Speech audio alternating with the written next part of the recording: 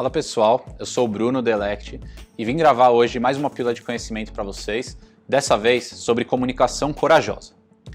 Como todas as pílulas Delect, a gente não traz nada como uma verdade absoluta, mas é uma reflexão e uma oportunidade para que vocês ampliem a reflexão de vocês sobre esse assunto. A comunicação corajosa, aqui no caso, a gente vai utilizar a metodologia da comunicação não violenta.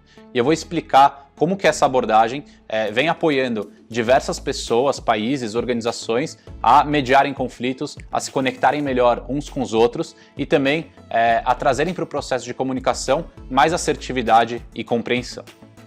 A comunicação não violenta é uma abordagem sistematizada pelo Marshall Rosenberg, que é discípulo do Carl Rogers, um psicólogo famoso por pesquisar e estudar muito sobre o processo de escuta. Por sinal, a gente também gravou uma pílula de escuta ativa para que vocês possam assistir. De cara, o que me chama mais atenção é o nome, comunicação não violenta. Muitas abordagens preferem chamar de comunicação apreciativa ou de comunicação assertiva.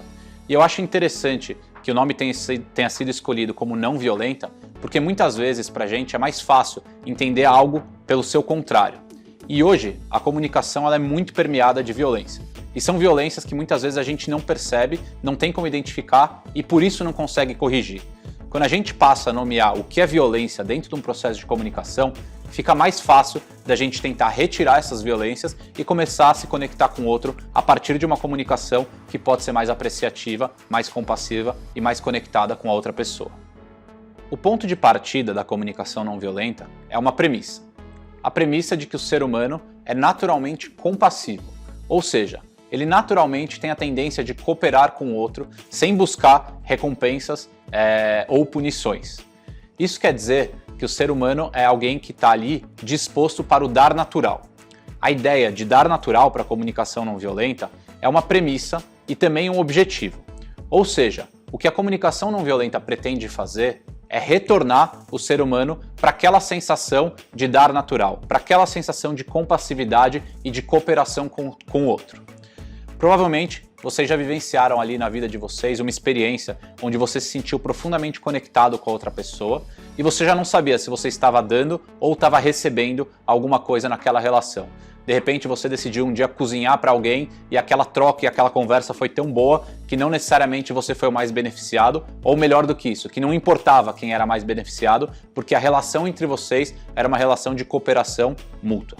Então a CNV tem como objetivo chegar nesse lugar pensando no aspecto da comunicação. Para isso, a gente tem então o dar natural como o lugar onde a gente quer alcançar. Além do dar natural, outra premissa da comunicação não violenta são as duas bases que sustentam esse processo de comunicação, que é todo processo tem um emissor e um receptor. Mas para a CNV, esses dois personagens eles ganham adjetivos. Então quem se expressa honestamente, e quem recebe, recebe empaticamente. E a gente vai falar um pouquinho desses dois. Para quem está se expressando honestamente, significa a gente tentar se conectar e identificar aquilo que é real dentro da gente para trazer para o outro, da maneira mais clara e mais aberta possível. Então significa que é um processo constante da gente se autoavaliar e perceber se aquilo que a gente está comunicando efetivamente é o que a gente queria comunicar ou se a gente está tentando encontrar atalhos, subterfúgios, dar algumas voltas para chegar naquele ponto. Enquanto isso, a pessoa que está recebendo, ela recebe empaticamente. Significa que ela está o tempo todo escutando de maneira ativa e ela está escutando os sentimentos e as necessidades por trás daquilo que o outro está falando. Para isso, ela precisa exercitar a empatia, que para a comunicação não violenta tem muito a ver com a presença. Então significa sustentar uma presença empática para que o outro expresse aquilo que ele quer e ao mesmo tempo escutar quais são os sentimentos e as necessidades que aquele outro está trazendo, mesmo que isso não esteja sendo dito de maneira tão direta. E a última premissa que eu vou trazer aqui da comunicação não violenta são as 3 dimensões. Eu comigo, eu com o outro e eu com o mundo.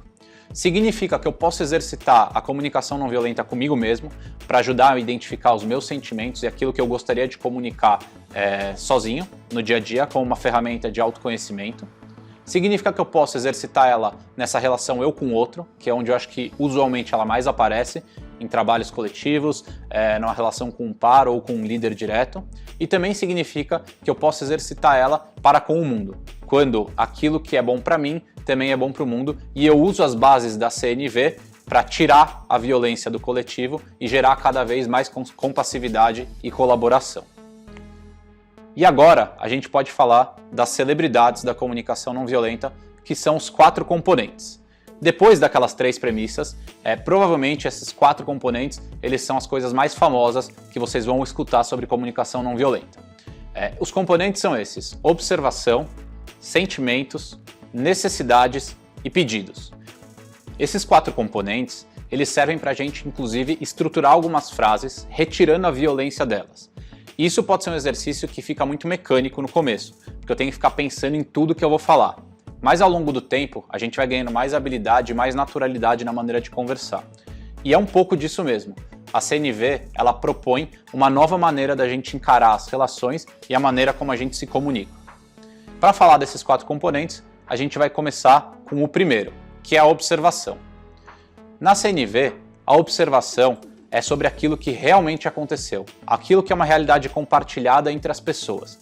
E a gente tenta, nesse processo, evitar os julgamentos e as nossas interpretações sobre isso. Para isso, a gente tem alguns exemplos. O primeiro exemplo que a gente vai dar é: a Maria pediu para brincar 3 vezes comigo durante o horário de trabalho. E algumas pessoas, quando fossem trazer isso de maneira interpretativa ou com julgamento, poderiam falar: essa é uma criança maravilhosa, adora brincar, está o tempo todo disponível. Ou poderiam falar: a Maria não me deixa trabalhar, ela é uma criança muito hiperativa, insuportável. Então aqui a gente vê que o importante é a gente se ater aos fatos, e não exatamente ao que a gente interpreta dos fatos. Isso mantém a gente conectado com a outra pessoa, porque a gente está falando de uma realidade comum. Exemplo 3. Essa empresa mudou 3 vezes a missão nos últimos 2 anos. Para alguns colaboradores, esse fato pode ser interpretado como uma grande confusão dessa empresa. Essa empresa não sabe o que quer. Para outros, pode ser interpretado como agilidade e resposta aos novos tempos. Por último, Diego leva o seu filho 3 vezes por semana para o treino de vôlei e fica assistindo esse treino até o final. Isso pode ser um fato, que vai ser interpretado por algumas pessoas como Diego é um pai maravilhoso, ou Diego é um pai super atencioso, ou, por outras, Diego é um pai que não tem mais o que fazer e fica vendo o treino do filho. Enfim, são várias interpretações possíveis. O segundo componente da CNV são os sentimentos. Então, depois de observar algo e trazer aquilo como um fato, como uma realidade compartilhada, eu vou dizer para vocês como que eu me sinto em relação àquilo. E aí, para pensar em sentimentos, é muito interessante a gente entender a diferença entre estímulo e sentimento. O estímulo é algo que acontece externo e o sentimento é algo que acontece interno.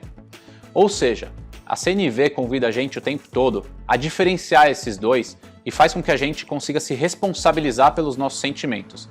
Então, evitando que a gente coloque a responsabilidade ou a culpa no estímulo e dizendo sim o como a gente se sente naquela situação. Além de reconhecer a diferença entre estímulo e sentimento, é legal a gente também perceber outros pontos sobre a ideia de sentimentos para a comunicação não violenta.